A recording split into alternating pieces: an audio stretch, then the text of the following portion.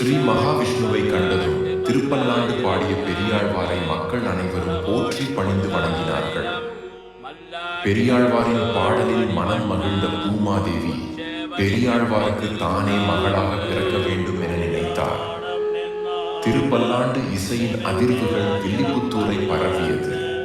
பக்தியில் திளைத்து பெரியாழ்வார் திருப்பணிகளை தொடர்ந்தார்.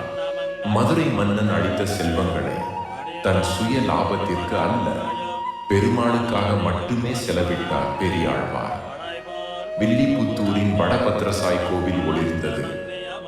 ஒவ்வொரு மலரையும் அன்புடன் ஏற்று அழகான மாலை கட்டி பெருமாளுக்கு சூட்டி மகிழ்ந்தார் பெரியாழ்வார். அந்த நந்தவனம் அவர் மனதின் ஆனந்த கீதம். காலங்கள் சென்றது. ஒரு நாள் எப்போதும் போல் நந்தவனத்தில் பூக்களை சேகரித்துக் கொண்டிருந்தார் பெரியாழ்வார். அங்கு ஒரு பச்சிளம் குழந்தையின் அழுகை கேட்டது. துளசி செடியின் கீழ் ஒரு பொன்னிற முகம். பெரியாழ்வார் அதனை பார்த்தபோது அவரின் இதயம் துடித்தது. இது என் கண்ணனின் அருளா என சிந்தித்தார் பெரியாழ்வார். அந்த குழந்தை பெரியாழ்வாரை பார்த்து சிரித்தது. பெரியாழ்வார் கண்ணீர் மல்க குழந்தையை கைகளில் எடுத்தார். அந்த சிரிப்பில் வைகுண்டத்தின் பிரகாசம் இருந்தது.